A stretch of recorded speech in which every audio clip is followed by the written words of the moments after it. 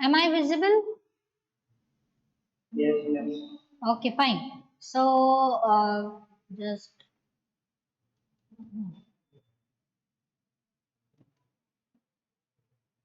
okay. Now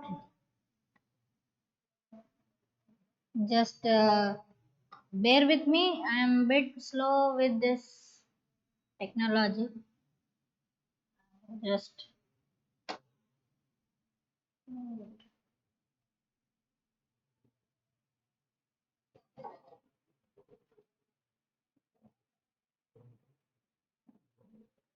okay.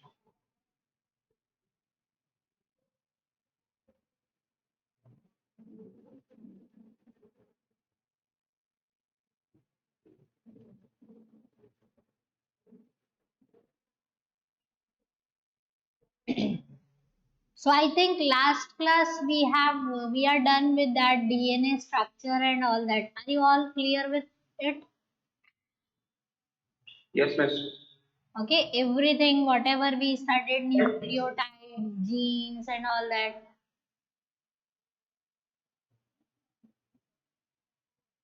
Okay, Miss, so miss, we have to start his own protein. that is what histone proteins will itself will be there, which help in binding all these DNA strands, and it will just squeeze the size of DNA so that it can fit into that small space, because it's too long to be open and all that. So histones proteins, I think I must have explained you that. Just give me 1 minute. uh,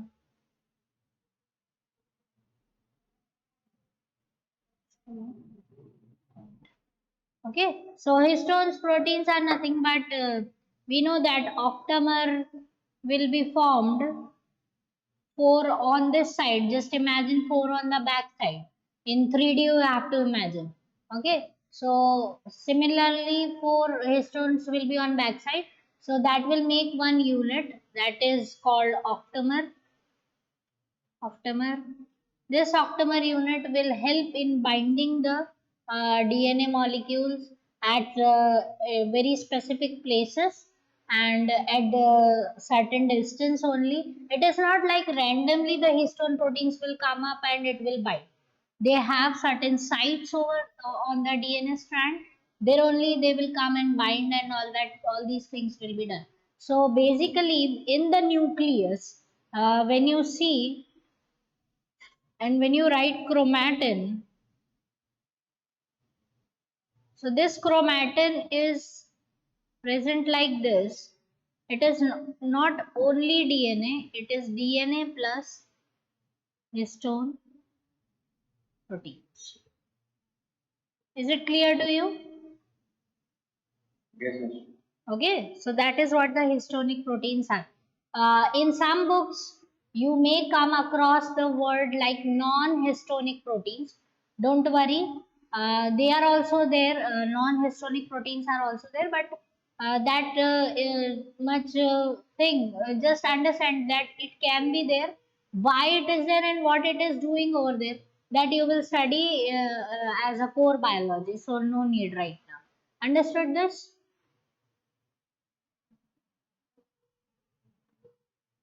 Sure. Fine. Shall Miss, yes, miss, one chromatin fiber is one long chain of nucleosomes. one chain of. Nucleosomes, miss. What do you mean by nucleosome, beta? Miss, histone along with DNA, miss. Yeah. One chromatin fiber. It is not like one chromatin fiber. There are bunches of chromatin fiber. Understood? Yes, miss. Okay. So shall I proceed with the structure of chromosome? Yes, yes, miss. Okay. Mhm. Good. So here we are studying the structure of chromosome. Here it is written chromosome X, and I think you are aware that X and Y are there and all that. Yes, Don't miss. don't worry. Okay, it's not like that if you study X you don't know about the Y, you will not know the things. It is not like that. The general structure of chromosome. Okay, so you don't have to worry that ma'am ने X तो पढ़ा दिया Y नहीं पढ़ाया, ऐसा कुछ भी नहीं है. It's just randomly it is written over here. So first you should visualize this particular diagram and see this in the center. The one it is called is centromere. Okay. Sorry with my handwriting because it's not a normal pen. I just don't know how to maintain that. I am managing it. Okay. So centromere is a central part where it's a disc-like structure, and here in the centromere region there is no DNA is there. It's means here DNA is not present. DNA is only present on the arms of these particular chromosome. So just I will make you understand this. Why is it so, and what is the reason? That is also definitely a big thing, so no need, but I am just telling you that in this central part, in this region, there is no DNA. Okay, it's just a small central button, and through which two arms are means they are gradually coming out. So just see this, that on the upper side you have two arms. Okay, and on the lower side you have two arms. In some of the diagrams you may come across the labeling like P arm and Q arm. ऐसा भी आपको किसी books में देखने को मिलेगा. वो उनका लेबलिंग है. जैसे आप मैथ में ट्राइंगल को कैसे लेबल करते हो, A B C X Y Z, उसी टाइप का कुछ कुछ लेबलिंग है. That is what you have to understand. Okay, now see this, these arms, on the top of it is written is telomeres.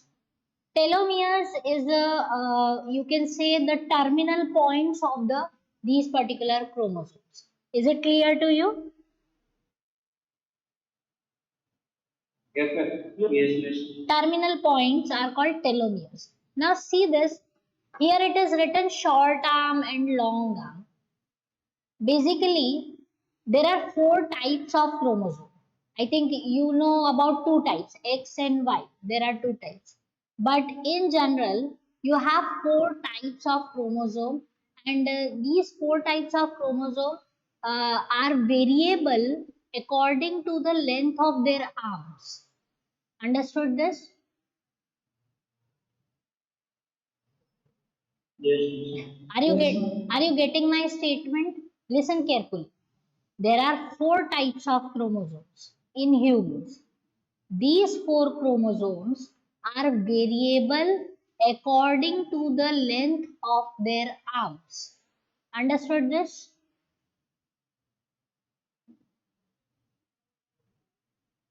Clear beta? Yes ma'am. Okay, because देखो जो four types है उसमें किसी में arms बड़े हैं, किसी में इक्वल है, किसी में बहुत छोटा और एक बड़ा है. तो अलग अलग साइजेस जो है ये आर्म्स की वो अलग अलग है सारे टाइप्स में.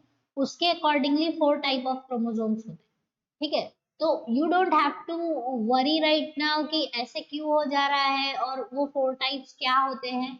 Just understand the structure, basic structure सारे क्रोमोसोम का यही रहेगा, यहाँ तक कि वाई का भी यही रहेगा. बट वाई क्रोमोसोम आप देखोगे ना तो वो ऐसा दिखता है कुछ कुछ. तो आप देख रहे हो आर्म्स का लेंथ कितना छोटा है. Yes, yes. That's why. So Almost आधा chromosome.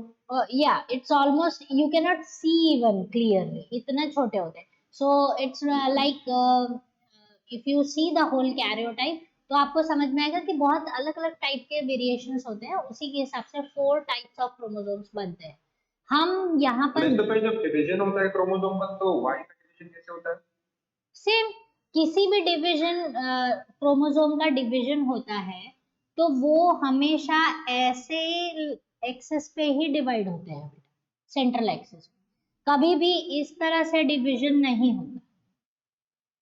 मतलब बुक में ना उस तरह से दिया हुआ हॉरिजॉन्टली हॉरिजॉन्टल नो, हॉरिजॉन्टली है। they will divide on the vertical axis only. Is it clear to you? मैं जानता वो लॉन्ग आर्म, हर एक लॉन्ग और शॉर्ट आर्म को क्रोमैटिक बोलते हैं। बता रही हूँ, ठीक है। Now see, can you see this general structure? Terminal point is called telomere, upper arm, lower arms are there, central part is called centromere।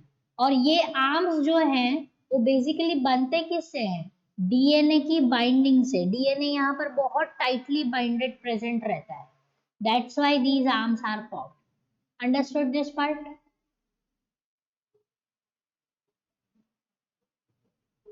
Yes yes. ये आर्म्स बनते डीएनए से ही है। ये डीएनए जो है वो वाइंड करके उस जगह पर प्रेजेंट रहता है, इसलिए ये आर्म्स बनते हैं। अब now see, we have studied the term homologous, पढ़ा था हमने, ओके। होमोलोगस, या अगर होमोलोगस नहीं पढ़ा है, आपको नहीं समझ में आ रहा है, तो जस्ट अभी हम वापस एक बार रिवाइज कर लेंगे। बट आई थिंक मैंने आपको ये बताया था कि सारे क्रोमोसोम जो हमारी बॉडी में है वो पेयर में है, ये बताया था। 23 पेयर्स है ना, हम 20 अगर ह्यूमन की बात करते हैं तो 23 पेयर्स है हमारे पास, सभी पेयर्स में प्रेजेंट है। नाउ 23 में से जो 22 हैं वो जो है वो हम बिल्कुल एक जैसे दिखते हैं, एक्सेप्ट द लास्ट वन जो सेक्स क्रोमोसोम है एक्स और वाई, वो थोड़े एक दूसरे से अलग दिखते हैं। बट 22 पेयर्स जो है वो बिल्कुल एक जैसे हैं, होते हैं, क्योंकि if I draw one pair like this,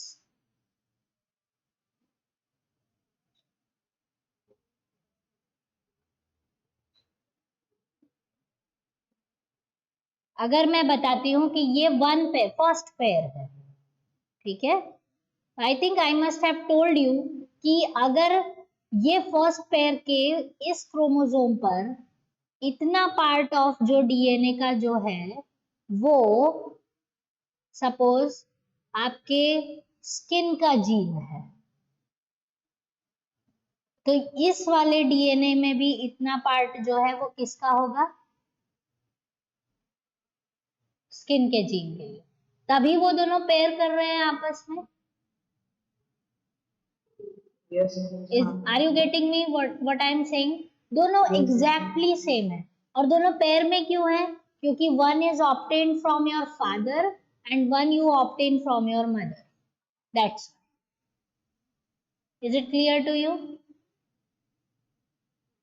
Yes, ma'am.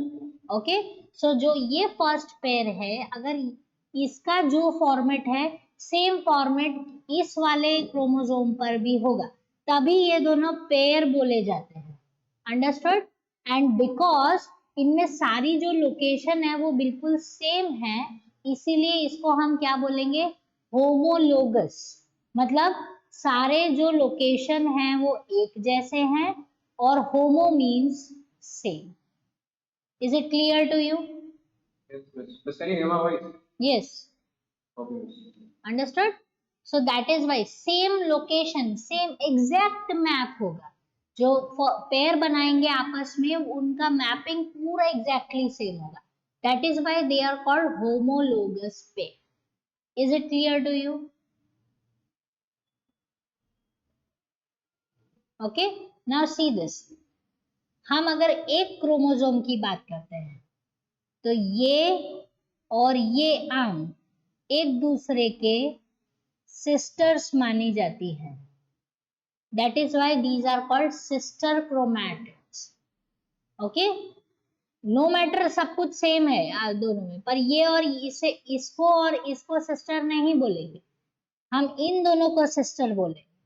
ये चीज समझ में आ रही है? एक ही क्रोमोसोम के दो आर्म्स को हम सिस्टर बोलते हैं। और इन अगर मैं इस आर्म की बात करूं और इस आर्म की बात करूं तो इन दोनों क्रोमैटिड्स को मैं नॉन सिस्टर बोलूंगी। ये समझ में आ रहा है आपको? Yes, miss. ठीक है, दो अलग अलग क्रोमोसोम्स हैं, एक फादर से एक मदर से है, तो उनके आर्म्स बिल्कुल एक जैसे हैं, सब कुछ एक जैसा है, फिर भी हम उनको नॉन सिस्टर बोलेंगे। सिस्टर कहाँ बोलेंगे? एक ही क्रोमोसोम के दो आर्म्स को हम सिस्टर क्रोमैटिड्स बोलेंगे। ये चीज क्लियर हो? हाँ बेटा। सर शॉर्ट आर्म और लॉन्ग आर्म जो कि सेम डायरेक्शन में सेम साइड में है उसको क्या ये वाला बोलते both of them are long arms, both of them are short arms. No, miss, one short and one long in one particular side. These two, yeah, see here I am not hiding it. These two you are saying. Yes, miss, exactly, miss, because these two are divided. Two parts like this are of Upper arm and lower arm. There is no like sister or brother. Okay? Is it clear to you? Yes, ma'am. दोनों lower sister हो सकते हैं, दोनों अपर वाले sister हो सकते हैं। अलग अलग क्रोमोसोम नॉन सिस्टर रहेंगे। अब आइडिया क्लियर हो गया?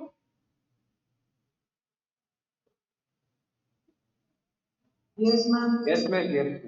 Okay, so that is what the basic chromosomal structure. And when these are dividing at that time, because these terms will come, sister chromatids and non-sister chromatids will come when you will study cell division right now. Okay, इसके बाद आपका cell division जो topic है उसमें आपको समझ में आएगा कि क्यों सिस्टर और नॉन सिस्टर क्रोमैटिड्स की नीड है। Basically you don't have to study meiosis, so you are lucky enough. Okay, because meiosis थोड़ा सा ज्यादा बड़ा है, but you will get the idea that why it is the need of sister and non-sister chromatids. Is it clear to you? हम लोग का meiosis excluded है. It is not there, I think, in detail. Ma'am school में तो पढ़ा रहा है। पढ़ो। Okay, but now are you clear with this part? Yes, ma'am. Okay, so that is what I am saying. अगर ये जो इतने पार्ट का जो डीएनए है वो एक जीन हो सकता है, ये सेकेंड जीन हो सकते हैं, ऐसे थाउजेंड्स ऑफ जीन एक आर्म पर हो सकते हैं। यहाँ पर हम इतना माइक्रोस्कोपिक ड्रॉ नहीं कर सकते, बट ऐसे थाउजेंड्स ऑफ जीन्स हो सकते हैं। ये चीज समझ में आ रही है आपको? कोई नोट यस बेटा। इस कोई पॉइंट्स दिखाने को? No, not right now. I will proceed to the next slide, then you will understand. Okay, so that is genes. उसको Specific, लिखना कॉपी में। if you want, you can. Okay, see, पहले समझ लो. If you want to note down it, just ask. Let me know. I will wait for 2 minutes. You can write it down. Okay, Please wait, miss. you are writing. Yes, something. Okay, fine. Write. Come. Do the writing part now then.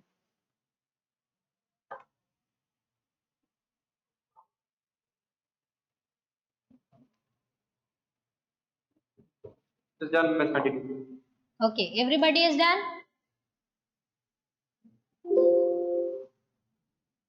Yes, ma'am.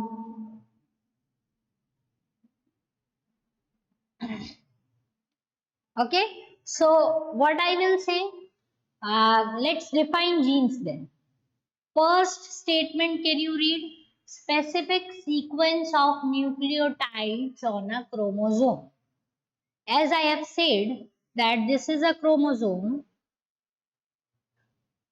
Okay, and if I say, because ये तो DNA है, DNA की binding है, तो इतने part का जो DNA है, स्पेसिफिक सीक्वेंस, इतने पार्ट में जो सीक्वेंस होगी, सीक्वेंस मतलब न्यूक्लियोटाइड्स की जो हमने लास्ट टाइम पढ़ा था, eighty, GC,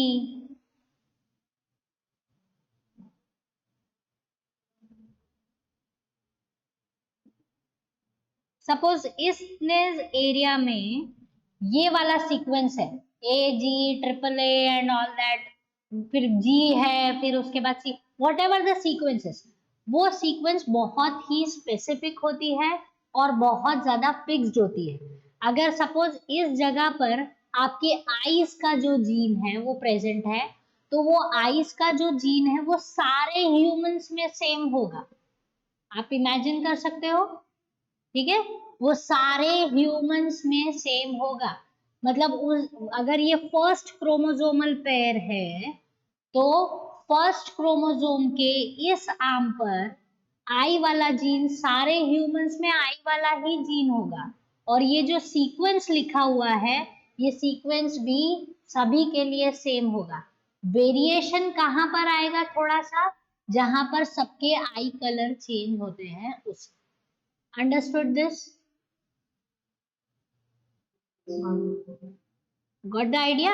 So the sequence is very specific, very particular and very strict with its जो अरेंजमेंट है। एक ए हट के मन आया कि जी लग जाए, ऐसा नहीं होता है। The sequence is very much specific regarding its arrangement. So genes are specific sequence of nucleotides on chromosome. Is the idea is clear about the genes? Yes, ma'am. Very good. Okay, then second point, देखो आपके text book के ही point से बेटा मैंने कुछ अलग नहीं लिखा है, but I have just bifurcated it so that you can understand what it's saying basically. So encode particular proteins, ये जो सीक्वेंस है, ठीक है, ये क्या करती है, एक कोड बनाती है जो प्रोटीन्स को बनाने में हेल्प करते हैं। ठीक है, ये सारा जो डीएनए है वो प्रोटीन का ही खेल है पूरा। ठीक है, उसको हर चीज के लिए प्रोटीन बनाना है, चाहे वो आपके स्किन का कलर हो, आईज का कलर हो, आपके बालों का कलर हो, आपके स्किन का टेक्सचर हो, आपका स्किन कैसा। तभी आपने आई थिंक बायोलॉजी में पढ़ा होगा कि आपके बॉडी में सबसे ज्यादा जो बायोमोलिक्यूल पाया जाता है वो प्रोटीन होता है। Have you studied that? क्योंकि सब कुछ प्रोटीन है बेटा, आपका स्किन प्रोटीन है, आपके नेल्स प्रोटीन है, आपके हेयर्स प्रोटीन है, आपका जो ये मसल्स हैं वो प्रोटीन है, सभी कुछ प्रोटीन ही है। ठीक है, तो सब प्रोटीन से मैक्सिमम ग्रोथ होता है। प्रोटीन से ही ग्रोथ होता है। अगर प्रोटीन नहीं है आपकी बॉडी में, आपका सफिशिएंट डाइट में, तो ग्रोथ जो है वो इनकम्प्लीट, मतलब ठीक से नहीं होता है। अंडरस्टूड? आपके जो ये आप बोलते हो ना जिम जाके मसल्स बनाते हैं, तो वो क्या पीते हैं, प्रोटीन शेक ही तो पीते हैं I think. Yes yes yes. Understood? So ये जो सीक्वेंस है ये बेसिकली एनकोड पर्टिकुलर प्रोटीन्स, और ये सीक्वेंस अगर ये पर्टिकुलर सीक्वेंस जो है वो आपके स्किन कलर को बनाने के लिए अगर डिसाइड हो गई है, तो वो चाहे कुछ भी हो जाए वो सिर्फ इसी का ही प्रोटीन बनाएगी। मतलब सीक्वेंस भी बहुत स्पेसिफिक है और उसका पर्टिकुलर प्रोटीन भी बहुत स्पेसिफिक है, वो कभी आप किसी को चेंज नहीं होने देते हैं किसी भी कंडीशन में। हाँ, अगर ये चेंज होते हैं तब जेनेटिक डिजीज, हेरिडिटी वाले डिजीजेस या वेरिएशंस आपको देखने को मिलते हैं। Is it clear to you? Yes, ma'am. Good. Third point है expressed in form of specific physical feature of individual body. समझ रहे हो ये पॉइंट? ये जो भी प्रोटीन बनता है वो एक्सप्रेस होता है, मतलब आपको दिखता है किस फॉर्म में, फिजिकल फीचर में।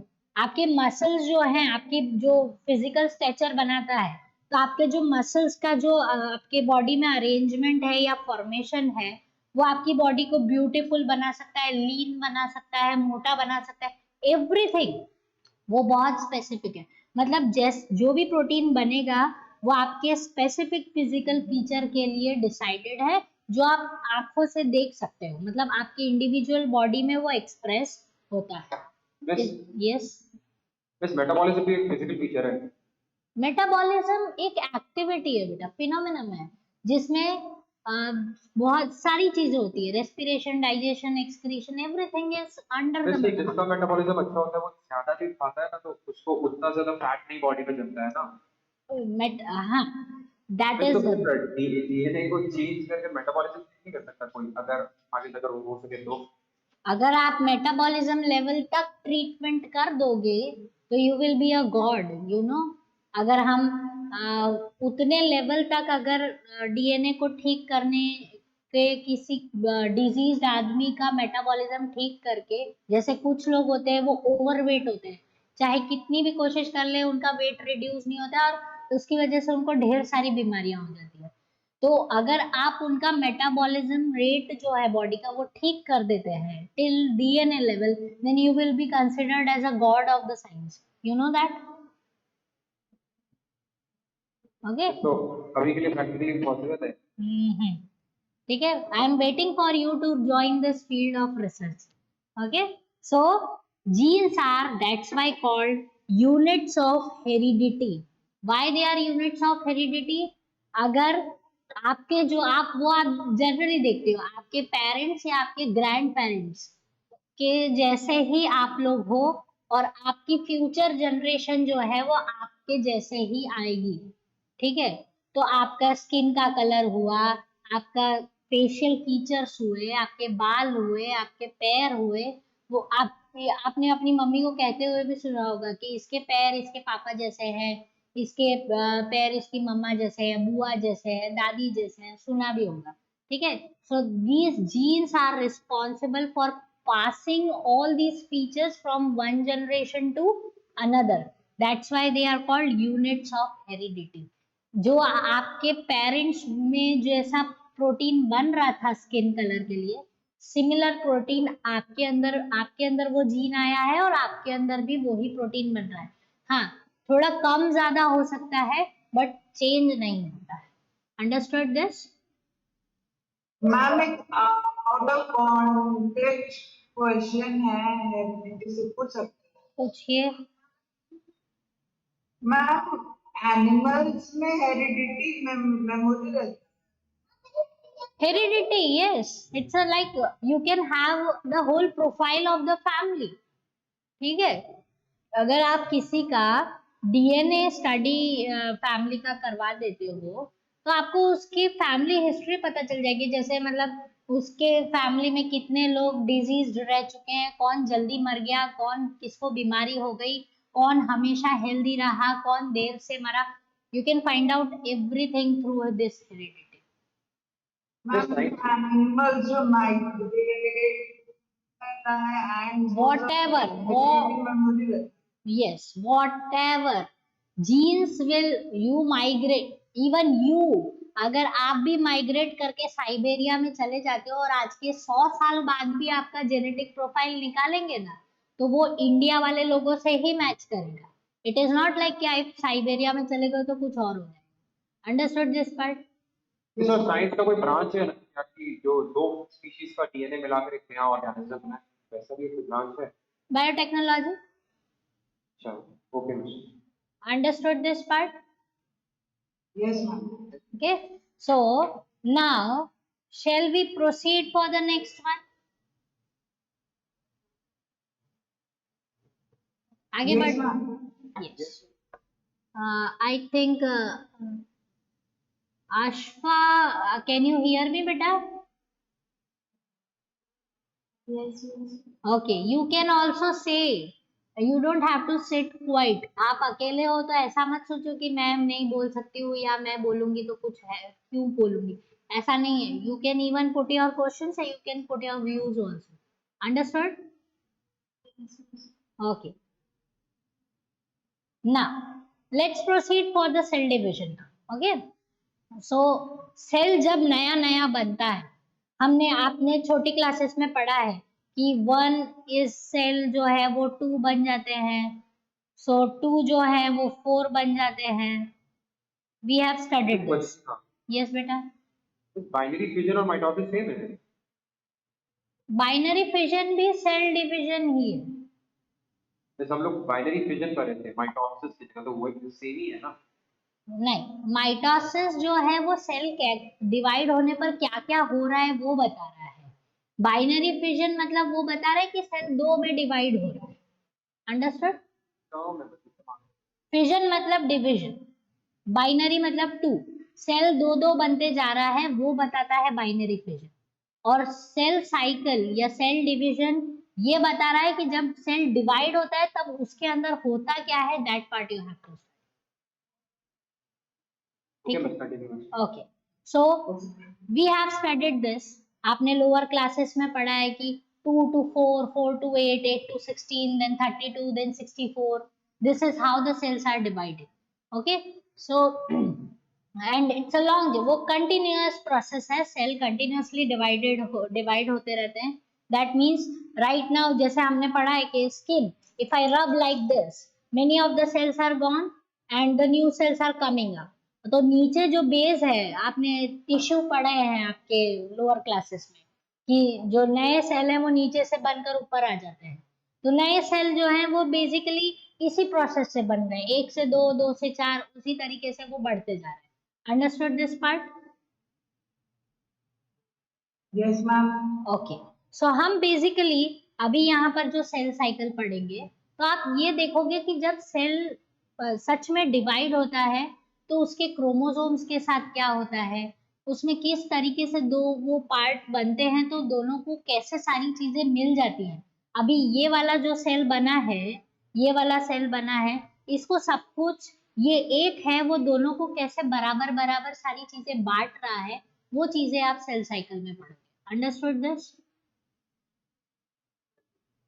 Okay. Yes, ma'am. So this is what the cell cycle is, cell division. If I say here, आप ये जो ब्लू जोन देख रहे हो, that is written as interface. ठीक है? तो अब एक चीज समझो कि सपोज हम ये सेल डिवीजन का फ्लो चार्ट देख रहे हैं और ये जो सेल है वो अभी अभी न्यूली बॉर्न है, मतलब न्यूली बॉर्न या newly formed, what ever you can say, newly formed, अभी बना है, एकदम ताजा ताजा। ठीक है, सो नाउ ये सेल को भी आगे डिवाइड होना है, दैट इज ट्रू, ये उसका फेट है कि उसे भी आगे चलकर डिवाइड ही होना। लेकिन डिवाइड होने से पहले there are lot of preparations are being needed. वो प्रिपरेशंस जो है वो किस फेज में होती है? इंटरफेज में। Can you see 3 phases? G1, S and G2. ये 3 स्टेजेस जो हैं वो आपको इंटरफेज में काउंट होती है और ये सेल को तैयार करती हैं ताकि वो आगे इजीली डिवाइड हो जाए और दो जो वो प्रोड्यूस करेगा उन सारे सेल्स को वो सारी चीजें न्यू न्यू मिल जानी चाहिए। Understood this part? Yes, miss. Yes, ma'am. Now see this. इसमें आपको जो इंटरफेस के स्टेजेस लिखे हैं वो अभी मैं आपको आगे डिटेल में समझा रही हूँ कि G1, S और G2 का क्या काम है, then what happens if it undergoes mitosis and what happens if it undergoes meiosis. So that part you have to study further. Now just understand this. जब भी बॉडी को वेजिटेटिव डिवीजन करना है, हम ह्यूमंस को कंसिडर करके सारी बात कर रहे हैं so that it will be more clear to you. Okay, vegetative division मतलब सपोज मुझे अभी चोट लग गई है और मुझे नए सेल्स चाहिए, यहाँ पर को किसी भी सेक्सुअल एक्टिविटी की जरूरत नहीं है चोट ठीक करने के लिए। ठीक है, because you don't need reproduction over, you just need to get it repaired. ये टिश्यू को आपको रिपेयर करना है, आया समझ में? So that's why that is called vegetative division. Okay, so mitosis, जब हम माइटोसिस की बात करते हैं, माइटोसिस जो है वो वेजिटेटिव पार्ट में कंसिडर होता है। दैट मीन्स यहाँ पर सेल जब डिवाइड होता है तो वो सेल जो है वो खुद को वेजिटेटिव डिवीजन के लिए प्रिपेयर कर रहा है, मतलब जिस भी टिश्यू में माइटोसिस अभी हो रहा है वहां पर कोई भी सेक्सुअल एक्टिविटी की नीड नहीं। But if I say meiosis, ठीक है, meiosis सेल तब करता है जब आपको रिप्रोडक्शन की जरूरत होती है. Is it clear to you? Yes, Yes, yes. master. Okay, so see this further. First, as I have written regarding interface, just hold on.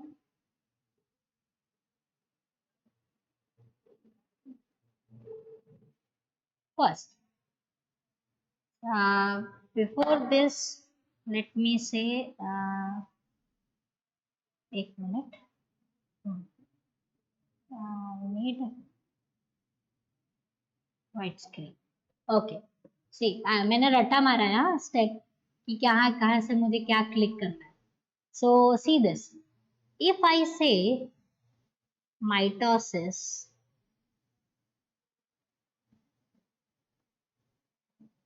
मैं यहाँ पर लिख रही हूँ 2n.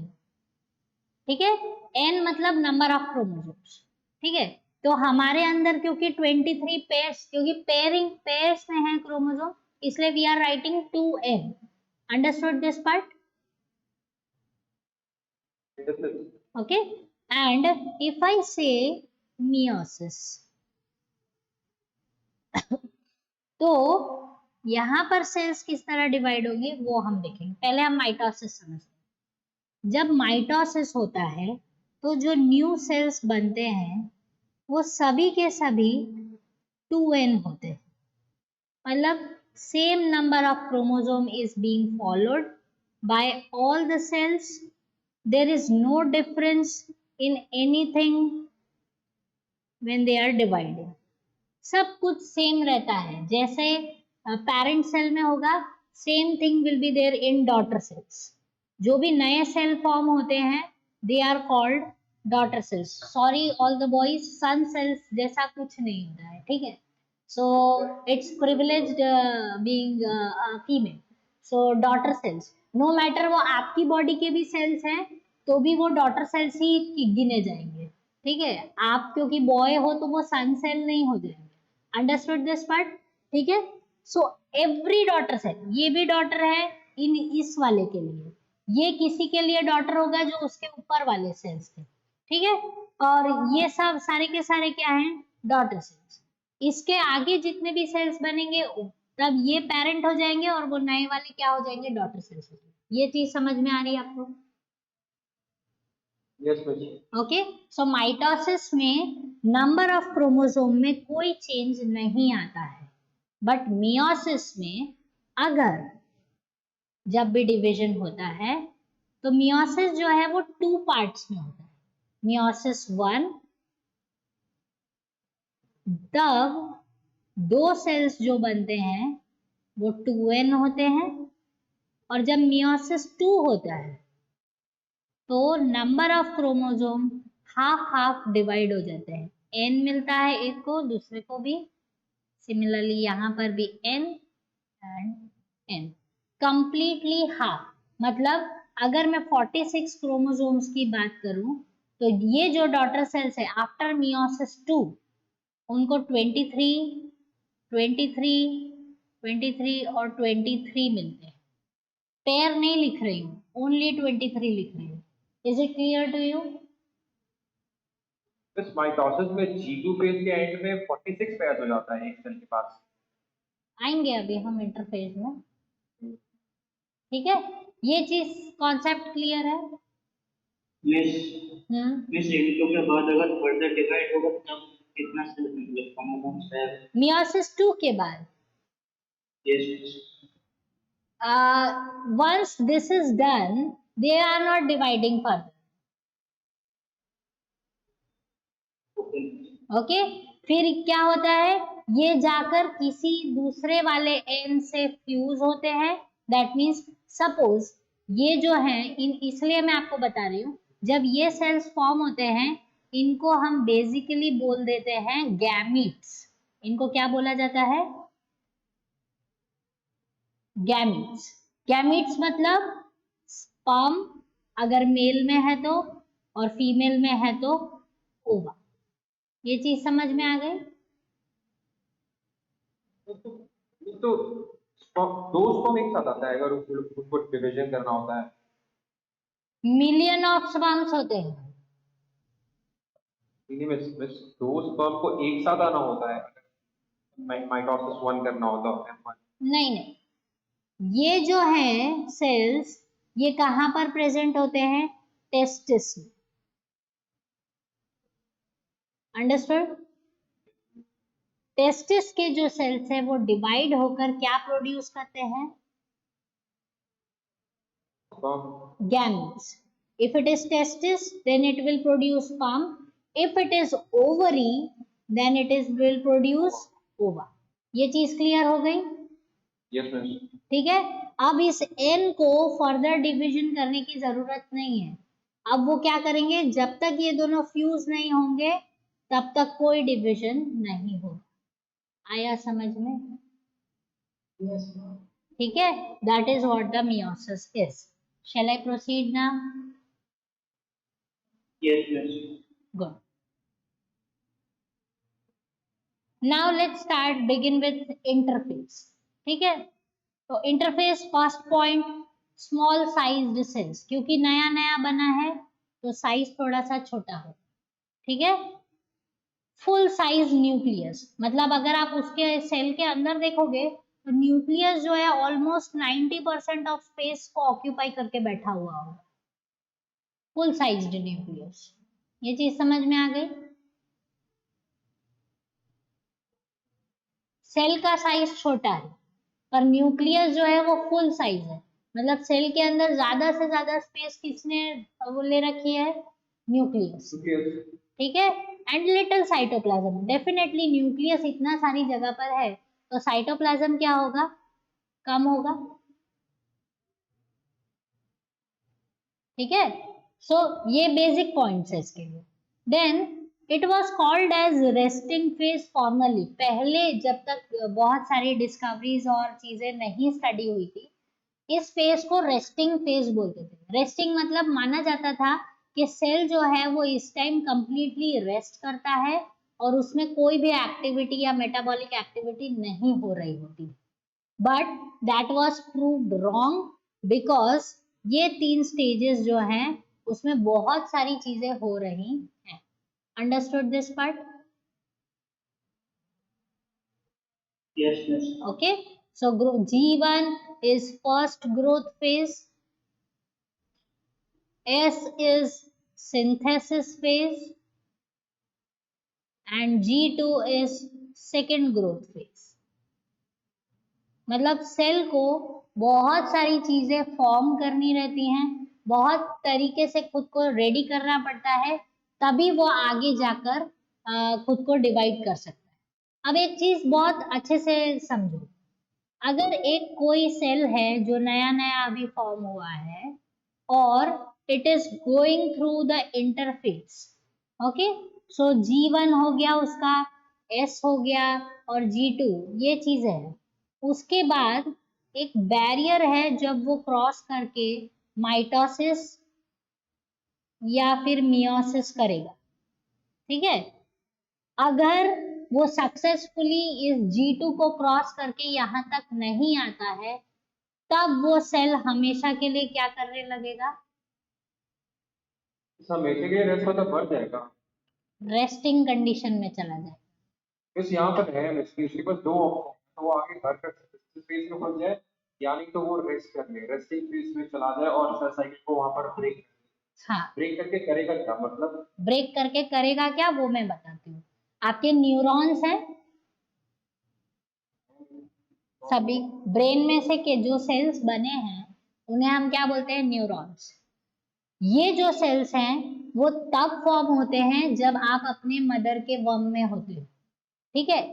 उस टाइम ये जितने बन गए वो हमेशा के लिए बन जाते हैं। Once you are form and once you are out, after that no new neuron will be formed, क्योंकि सारे के सारे जो न्यूरॉन्स हैं वो यहाँ पर आकर रुक गए हैं। अब वो कभी डिवाइड नहीं होंगे और वो हमेशा के लिए रेस्टिंग फेज में रहेंगे। Understood this? इसको ऐसा कंडीशन है कि न्यूरॉन्स अनकंडीशनली बढ़े किसी के ब्रेन में?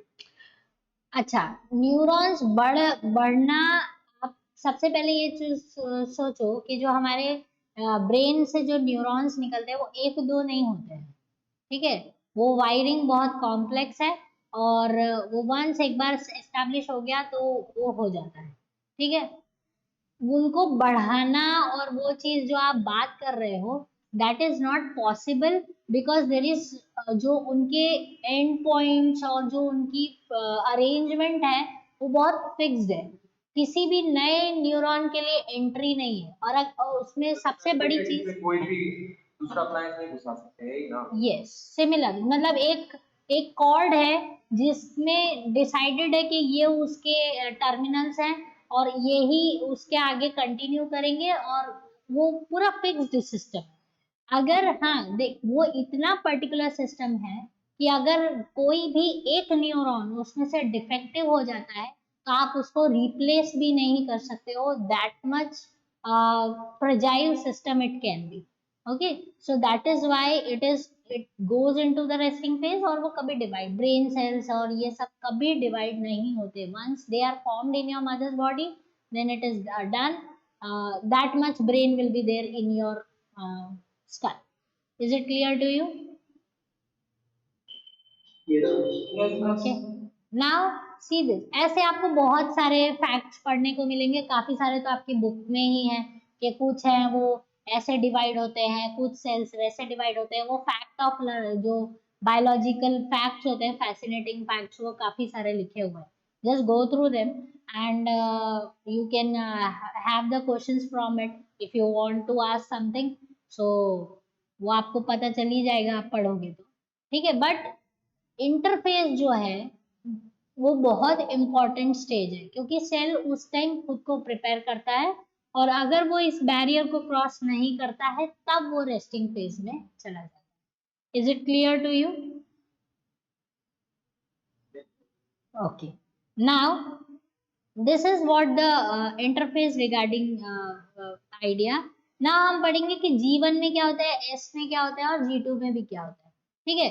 इसके बाद माइटोसिस करना है क्या मियोसिस करना है, वो लोकेशन ऑफ सेल डिसाइड करता है। मतलब अगर लोकेशन स्किन में है तो वो डेफिनेटली माइटोसिस करेगा, अगर वो टेस्टिस में है तो वो मियोसिस करेगा, वो ओवरी में है तो मियोसिस करेगा, बाकी सब जगह पर है तो वो माइटोसिस करेगा। ये चीज समझ में आ गई आपको? अब G1 S और G2 पढ़ते हैं।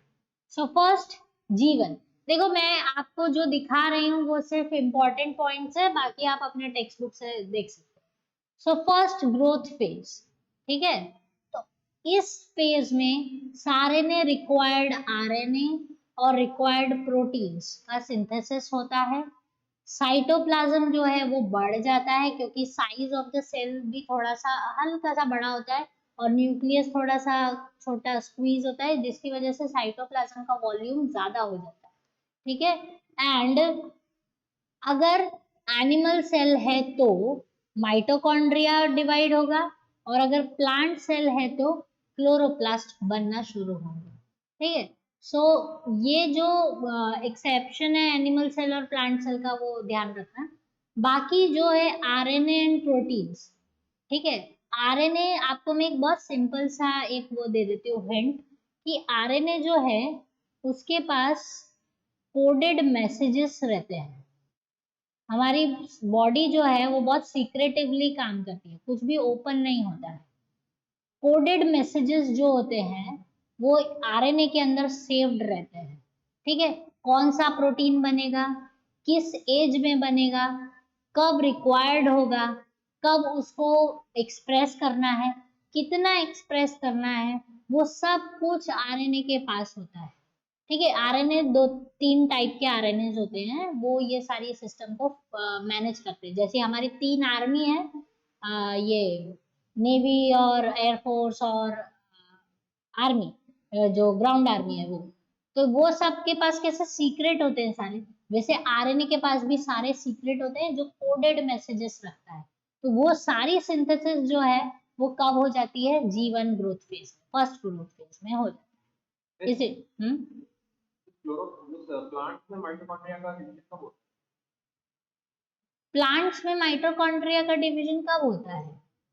along with this is this only, बस ये एक्सेप्शन दिया है क्योंकि एनिमल सेल में क्लोरोप्लास्ट नहीं होता है, तो उधर आपको बताया गया है कि माइटोकॉन्ड्रिया भी डिवाइड होता है. Is this part is clear to you? Yes, ma'am. Okay, now see this S phase. S phase में सिंथेसिस फेज बोला जाता है इसको. मोर डीएनए इज सिंथेसाइज्ड और क्रोमोसोम डुप्लीकेट्स. एक ही बात है, जस्ट समझो क्या होता है कि जो डीएनए के 2 स्ट्रैंड्स हैं वो अलग अलग हो जाते हैं लाइक दिस.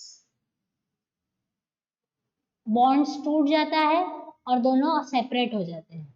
नाउ ये जो सेपरेशन हुआ है, अब जो यहाँ पर कोड है या यहाँ पर जो भी सीक्वेंस है, सपोज ए फिर T C C, I am writing यहाँ पर ये सीक्वेंस है, तो डेफिनेटली इस तरफ क्या सीक्वेंस रही होगी? टी रहा होगा, टी रहा होगा, ए जी जी, ये सीक्वेंस रही होगी दोनों स्ट्रैंड्स पे. क्लियर है ये आइडिया? है? Yes miss.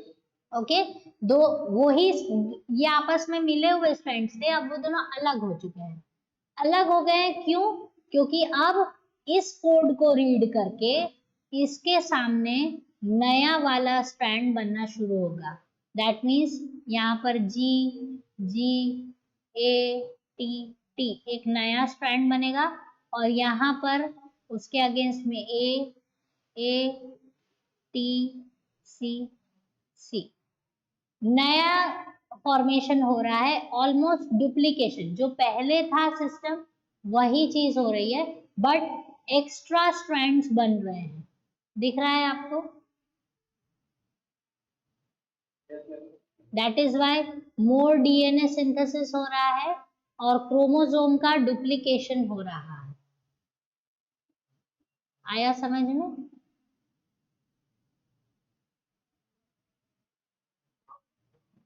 Good. So, shall I proceed for the next one? Yes.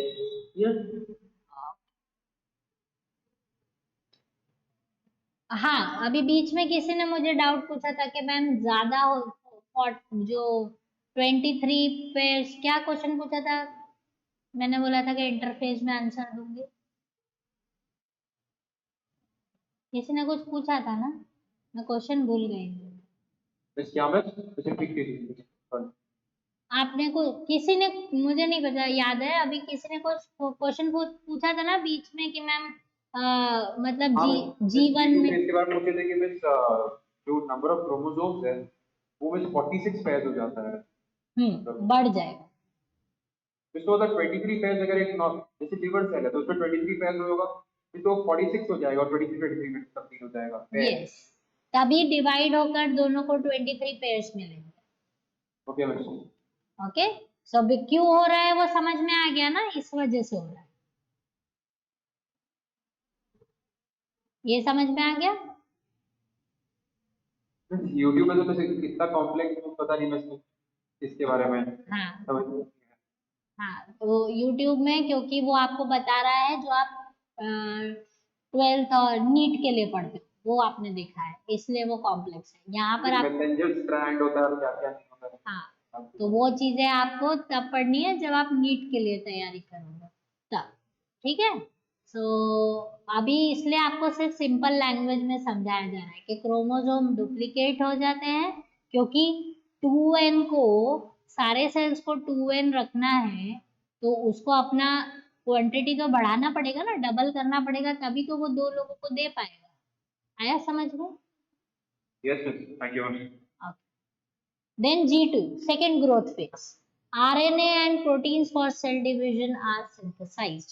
ठीक है, जितने भी सेल डिवीजन के टाइम पर रॉ मटेरियल की जरूरत है, मतलब जैसे मम्मा खाना बनाती है किचन में तो आपने देखा होगा कि कुकिंग के पहले वो चॉपिंग और कटिंग और मिक्सर चलाकर सब कुछ रेडी, सब कुछ अरेंज करके ले, या तो फिर आपने कुकरी शोज देखे होंगे तो सब देखा है कैसे अरेंजमेंट हो जाती है सारी चीजों की, कि क्या डालना है, 1 चम्मच डालना है, 4 चम्मच डालना है। तो वो जो प्रिपरेशन है, सिमिलरली ये पॉइंट वही बता रहा है कि G2 फेज में RNA and proteins for cell division are being synthesized. Everything is being done. सब कुछ रेडी है। अब अगर यहाँ से वो बैरियर क्रॉस कर लेता है तो फिर डिसाइड हो जाता है कि सेल को क्या करना है, माइटोसिस करना है या मियोसिस करना है। जो भी करना है उसके लिए वो रेडी है। Understood this? तो प्लांट सेल्स में जीवन से लेकर मतलब ये जो पूरा इंटरफेस है वो कितना दिन का होता होगा ऑन एवरेज प्लांट सेल्स? आप प्लांट्स नहीं बोल सकते हो बेटा, आप पार्ट्स की बात करो, जैसे रूट्स का सिस्टम है। मेरिस्टेम का कोई particular meristem it's fraction of seconds बेटा। तो फिर हर फ्रैक्शन सेकंड में सेल ऐड हो रहा है ऐड हो। आपको आपको क्या लगता है कि वो वेट करता है? It is not waiting, it's like 1 minute में तो 1000 ऑफ सेल्स बन जाते हैं।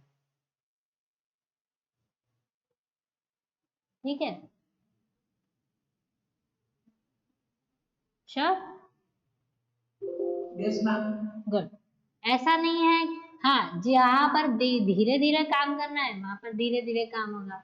जैसे कि जब पॉलिनेशन होके फ्रूट बनना और वो सारी चीजें होना, वो थोड़ा प्रोसेस अलग है, वहां पर टाइम लेता है।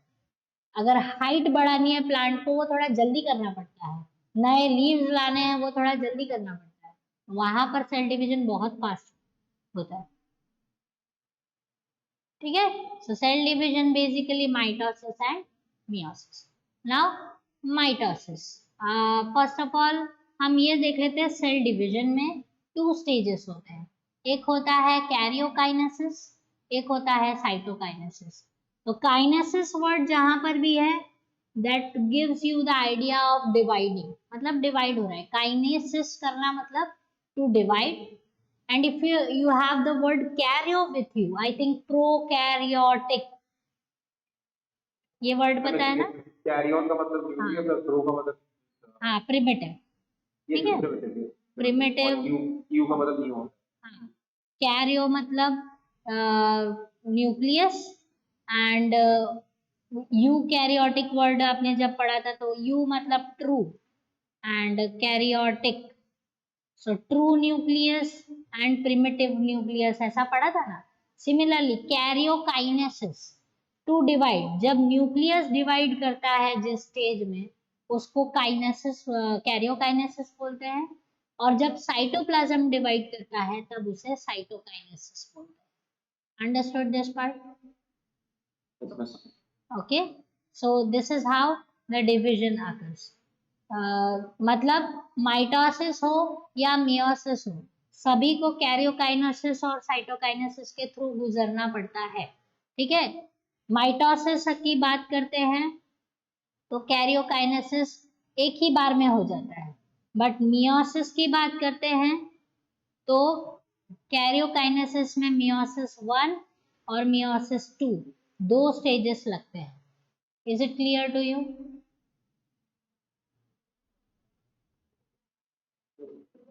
Then comes, Can you please repeat? मेरा connection कुछ problem है। I said कैरियोकाइनेसिस अगर माइटोसिस है तो एक ही बार में हो जाता है, और मियोसिस जो है वो 2 स्टेजेस लेता है, कैरियो मतलब न्यूक्लियस को डिवाइड करने के लिए, meiosis 1 and meiosis 2। Understood? Yes ma'am. Okay, Thank you ma'am. next, see this, I have written over here for mitosis.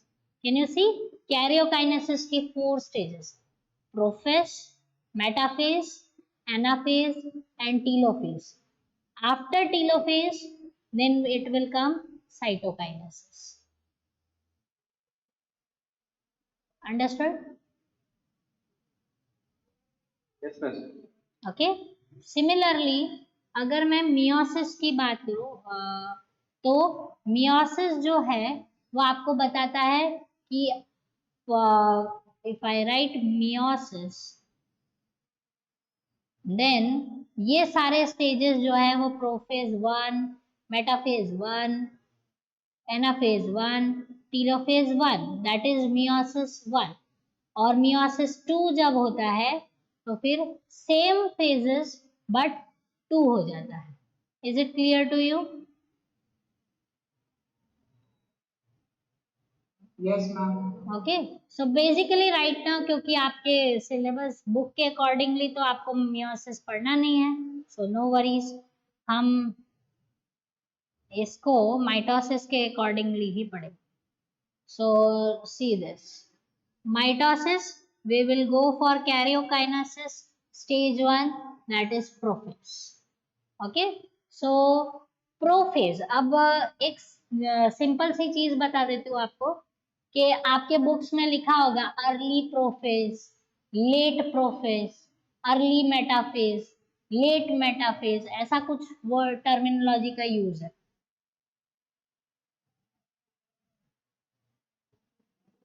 है बुक में? क्या मैम, मुझे रिपीट कीजिए। आई सेड आपके बुक में ऐसे टर्मिनोलॉजीज है, early prophase, late prophase, early metaphase, late metaphase, ऐसे कुछ चीज है। मिस्टर प्रो मेटा शायद बुक में थोड़ा सा कहीं कहीं होगा, डोंट फील लाइक मतलब कि ये हम लोग के क्यों, बुक में नहीं।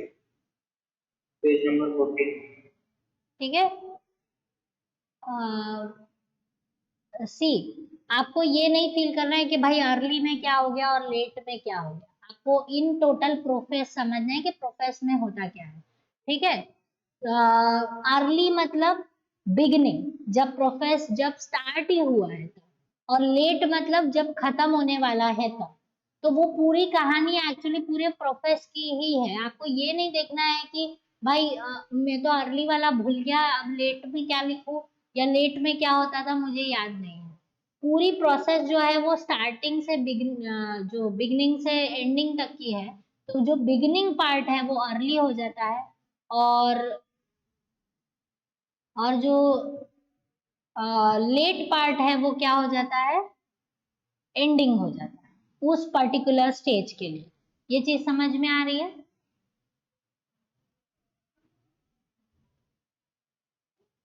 समझ में आ रहा है ये सभी को? Yes miss. Okay, I will be drawing the diagram, जो है मैं आपको अपने से भी ड्रॉ करके दिखाने वाली हूँ, सो परेशान मत हो, समझ में आ जाएगा, बहुत सिंपल सा है। If this is a cell and this is a nucleus, okay, तो प्रोफेस जब स्टार्ट होता है तब इसके अंदर पूरा क्रोमैटिन है, ठीक है।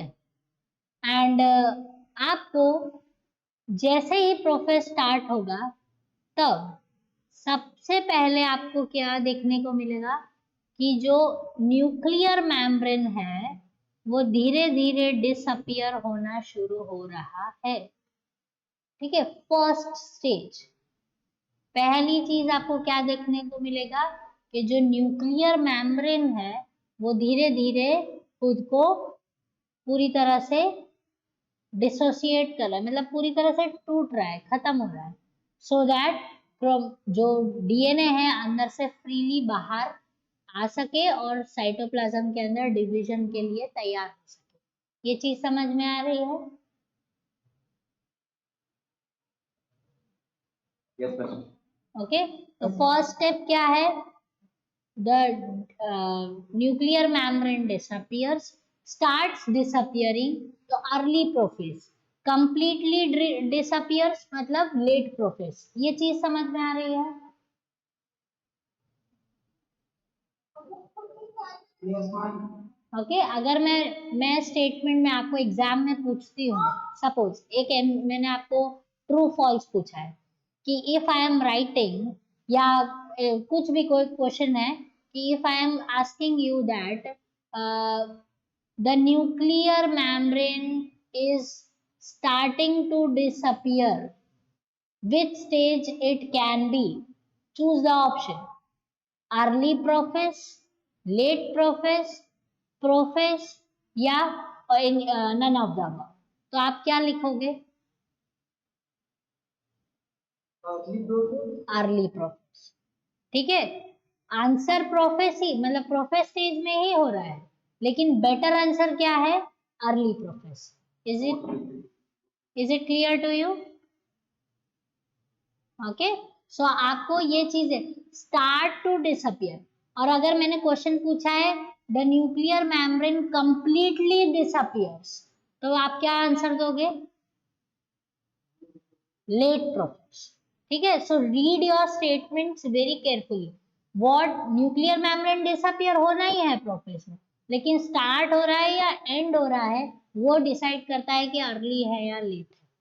Understood this?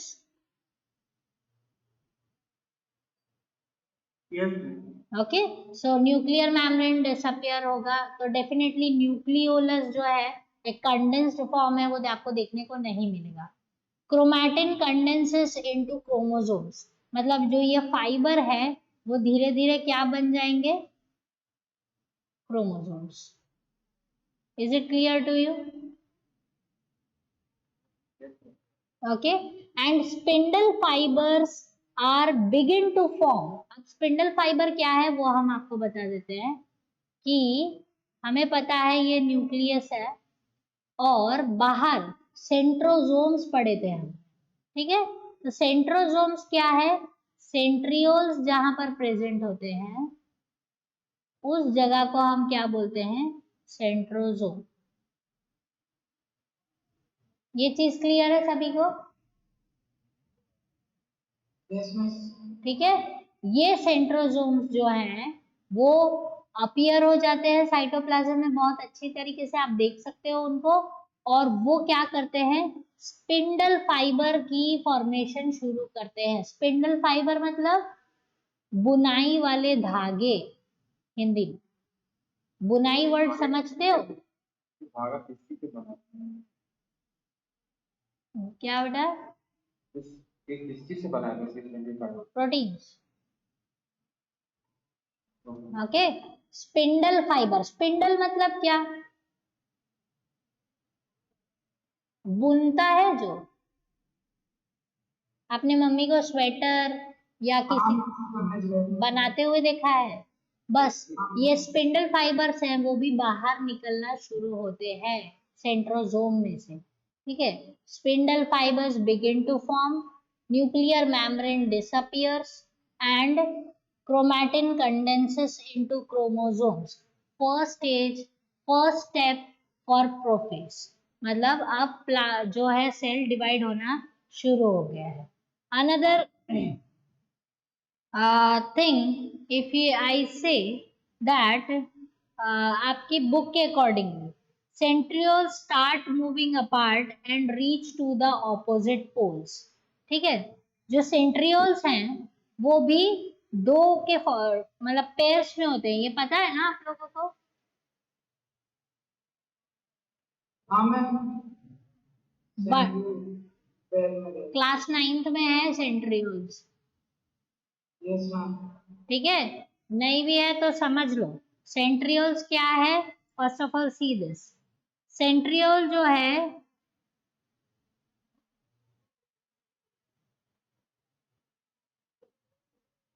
इस तरीके से बंच है, किसका? स्पेशल फिलामेंट्स का।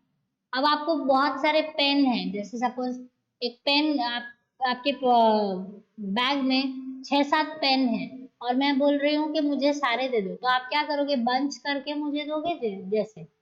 बस उसी तरीके से बंच फॉर्मेशन होती है कुछ स्पेशल फिलामेंट्स की, जिनको हम बोलते हैं माइक्रोफिलामेंट्स। उनको हम क्या बोलते हैं? माइक्रोफिलामेंट्स। ये माइक्रोफिलामेंट्स जो हैं वो इस तरीके से बंच बनाते हैं पूरा और अरेंज हो जाते हैं।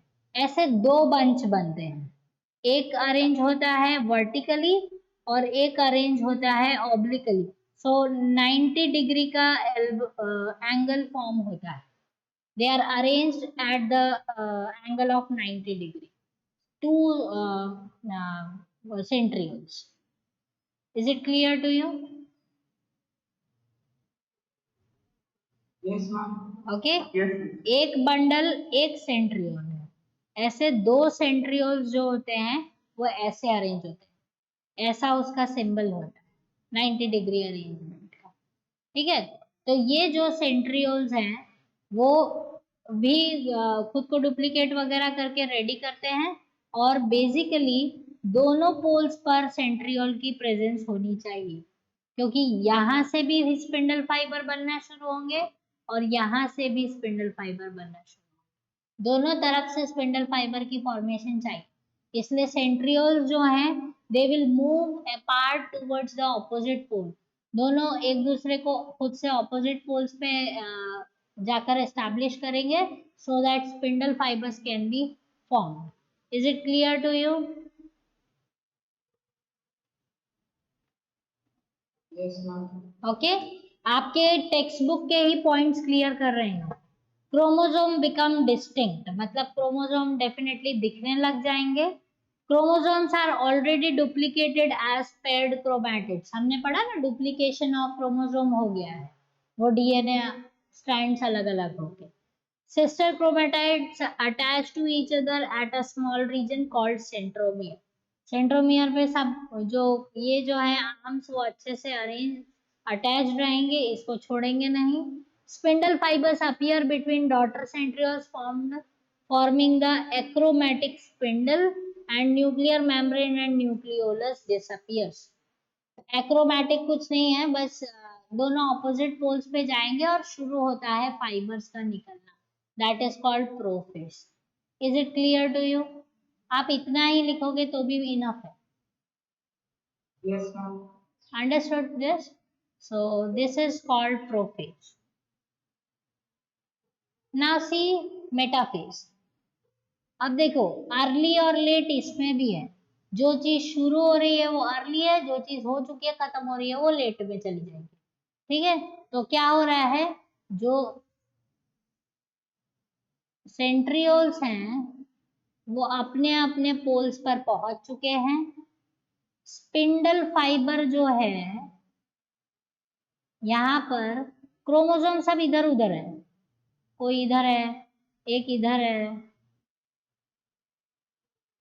अब देखो सेल कितना इंटेलिजेंट होता है, वो चीज समझो। अभी सारे क्रोमोसोम्स जो है वो रैंडमली अरेंज्ड है, किसी को किसी की पड़ी नहीं है कि कौन मेरा पैर है क्या है, मुझे तो पता ही नहीं है कुछ भी, ऐसे टाइप के ये अभी फ्रीली इस साइटोप्लाज्म में घूम रहे हैं। तब ये स्पिंडल फाइबर्स का काम क्या है, जो आपकी मम्मी करती है।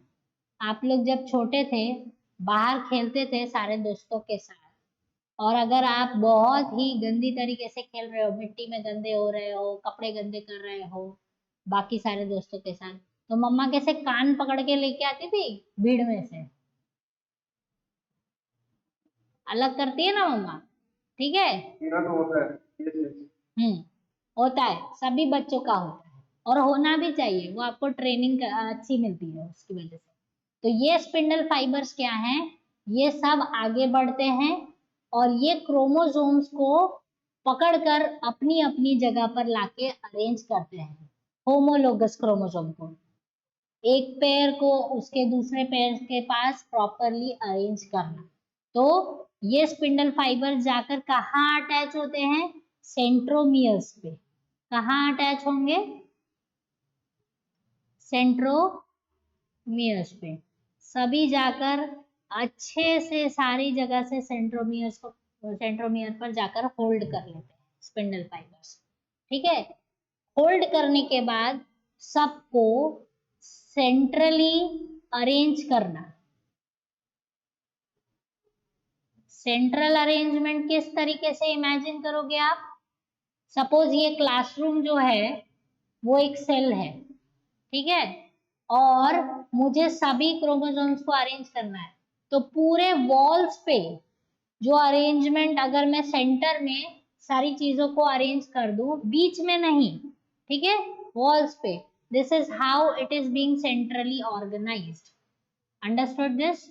देन वंस वहां पर अरेंज होता है, फिर उनको बीच में लाकर एस्टैब्लिश किया जाता है।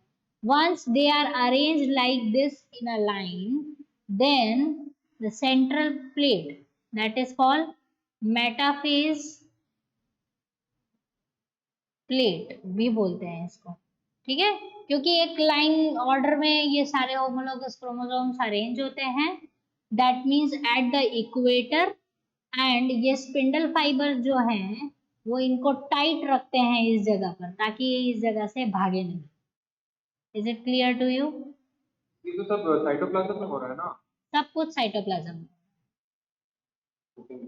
ठीक है, ये सब के सब टाइट रहते हैं, स्पिंडल फाइबर सबको खींच के रखेंगे टग ऑफ वॉर की तरह, ठीक है, टग ऑफ तो ये वॉर जो जैसे। बाउंड्री है बस दिखाने के लिए है। क्या बेटा?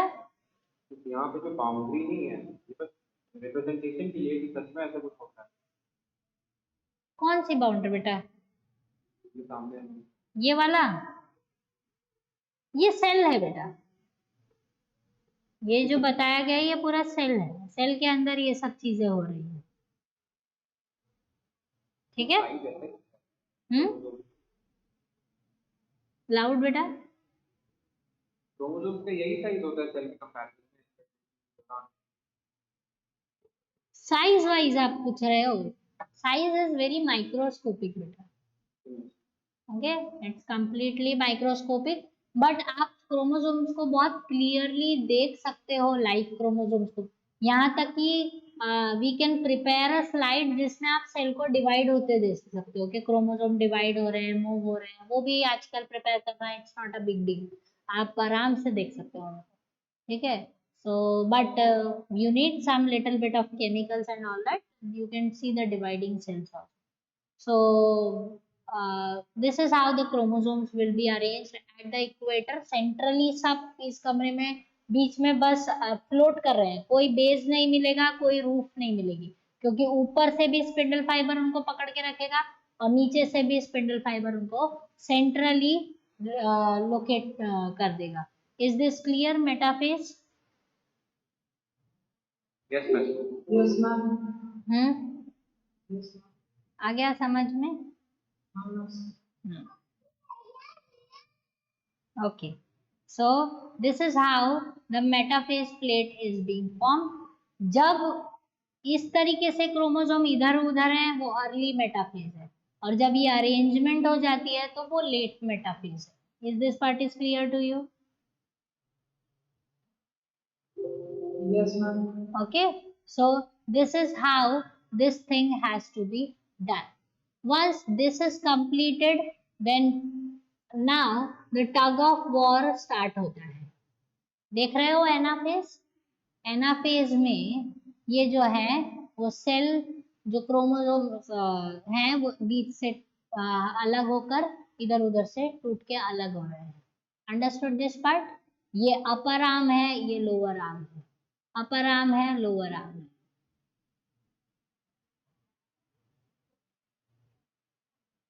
क्लियर? इतना ही स्पिंडल फाइबर होता है कि हजारों सेंट्रियोल्स एक साथ आकर खींचते हैं? सेंट्रियोल्स, नंबर ऑफ सेंट्रियोल्स पूछ रहे हो? जो बस यहाँ पर सिर्फ 2 ही सेंट्रियोल है ना? हाँ, वो काफी सारे स्पिंडल फाइबर बनाते हैं। बस 2 ही सेंट्रियोल होता ही है। हाँ, वो सारे स्पिंडल फाइबर बना देते हैं, ठीक है। अब देखो दोनों को अलग किया जा रहा है,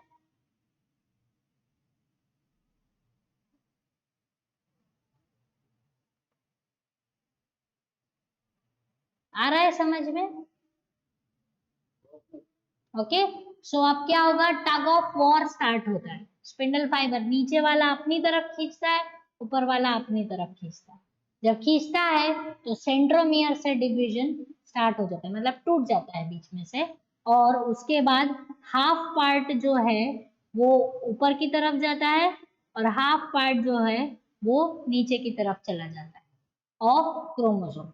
वंस दिस इज डन, ये जब चीज होती है तो जो लेंथ ऑफ स्पिंडल फाइबर है वो धीरे धीरे छोटी होती जाएगी, क्योंकि अब उनको वापिस सेंट्रियोल्स तक, पोल्स तक लेकर आना है, तो ये जो है वो सब छोटे होते जाएंगे और उनको खींचकर पोल की तरफ लेकर आना है। That is what the anaphase is.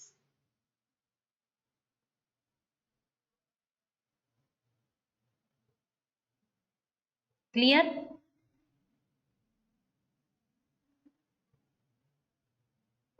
Yes, ma'am. हाँ बस भैया तो क्लियर है. Good. So, from book, see the points. Centromere attached to the two chromatids. The two sister chromatids of each chromosome separate and are drawn apart towards the opposite poles pulled by shortening of spindle fibers. देखो लिखा हुआ है साफ साफ कि two sister chromatids of each chromosome separates.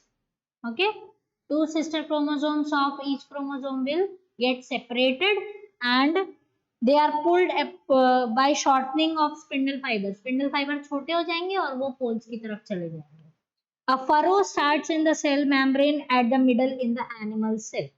अब देखो जब ये चीजें अलग हो रही हैं, ये सब चीजें अलग हो रही हैं, एट द सेम टाइम जो ये लेट एनाफेज की बात हो रही है, मतलब ये जो पार्ट है वो एकदम पोल्स पर आ जाने चाहिए, ठीक है, और ये क्रोमोसोम सारे इधर आ जाएंगे इस जगह पर, और यहाँ से एक डिच फॉर्मेशन होगी इस तरीके से, furrow.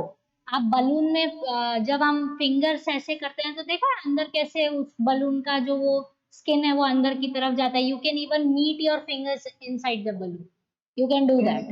Similar type of furrow is being, furrow मतलब एक तरीके से नॉच फॉर्मेशन होना शुरू हो जाता है एनिमल सेल्स में. अगर वो प्लांट सेल है तो प्लांट सेल में क्या होता है basically, that will come later on, I will tell you. This is called anaphase. Till here it is clear to you?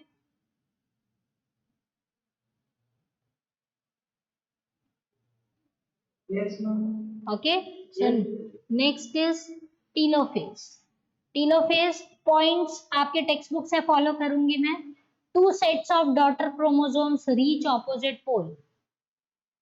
एक सेट इधर पहुंच जाता है, एक सेट इधर पहुंच जाता है, ठीक है. स्पिंडल फाइबर्स डिसअपियर, ये जो है वो डिसअपियर होना शुरू हो जाएंगे क्योंकि वो अपनी जगह पर आ चुके हैं.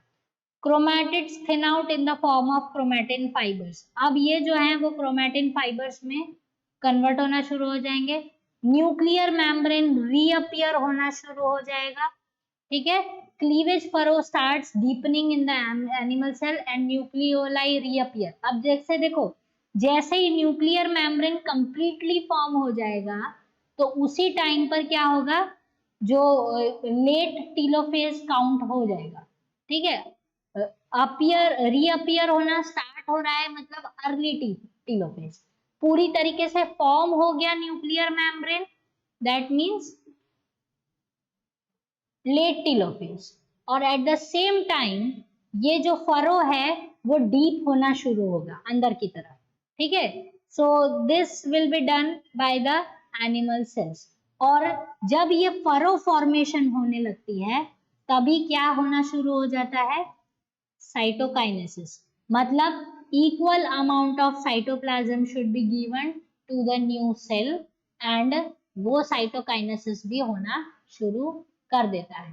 That is what the telophase. once this is done, then comes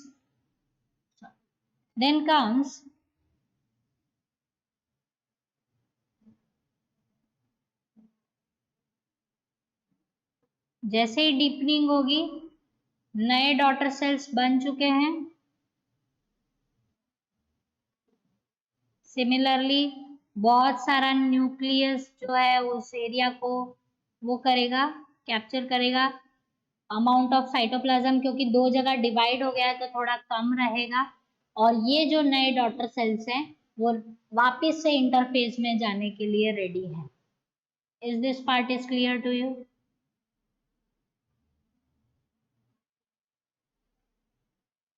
Yes, ma'am. Okay. और अब सुनो, जब एनिमल सेल है तो फरो बाहर से फॉर्म हो रहा है, इस तरीके से सेल डिवाइड हो रहा है. If you talk about plant cell, तो प्लांट सेल में क्या होता है, बीच में एक कैल्शियम की प्लेट बनती है और वो कैल्शियम प्लेट जो है वो बड़ी होती जाती है और दो सेल को डिवाइड करती है, बीच में से फॉर्म होता है. वाइल एनिमल सेल में बाहर से फॉर्म होता है और दो सेल अलग हो जाते हैं. Understood this?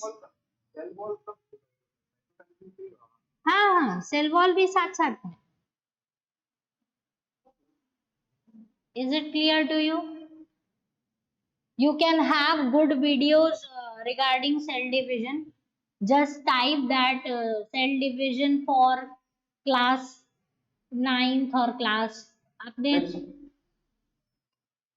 हाँ मिस सेल वॉल का डिवीजन मिस टेलोफेज में होता है कि साइटो सेल देख आप पहले ये चीज समझ रहे हो कि प्लांट सेल में देखो एक बीच में प्लेट फॉर्म हो रही है, सेल अलग अलग नहीं हो रहे हैं। ठीक है, तो सेल वॉल सभी के पास रहेगा बेटा already. Is it clear to you? ठीक है, just read and watch some videos online, और अपनी क्लास से थोड़ा छोटा वाला लेवल डालो, जैसे cell division for class 9th और cell division for the beginners, ऐसे करके थोड़ा डालो तो तुमको थोड़े अच्छे और एनिमेटेड वीडियोस डालो ताकि तुमको इजीली तुमको पिक्चर वो कलरफुल वाला होगा तो ज्यादा समझ में आएगा। Understood this? Yes, ma'am. Fine, so next class we will go for meiosis, फिर उसका सिग्निफिकेंस क्या होता है, क्यों होता है, और क्या चीजें उससे फायदा होती हैं, क्या नुकसान है, वो सारी चीजें हम पढ़ेंगे। Is it okay? Yes, ma'am. Good, so you can leave and have a break. Thank you Ma'am, yes बेटा। message में हम ma'am, due to neuro problem, I was admitted in the hospital and I couldn't complete. Last बहुत सारा classes miss कर दिए थे, हम अभी first class की join की है। वैसे offline classes में हम 2-3 classes आए अभिजीत, ओके थे। ओके मैम neuro problem की वजह से हम hospital में admitted थे तो 3 days। Okay okay fine, no worries, whatever you have missed, just keep it aside. Once we are gaining the momentum of this online classes, तो आपके लिए एक अलग से क्लास डाउट क्लासेस वाला सब कर देंगे ताकि हम वो सब चीजें भी मैनेज कर पाए। अभी ऑनलाइन थोड़ा स्टार्ट हुआ है तो उसको एक पेस पे आ जाने दो। Okay, ma'am. Thank you, ma'am. Okay, good, so you can leave and have a break.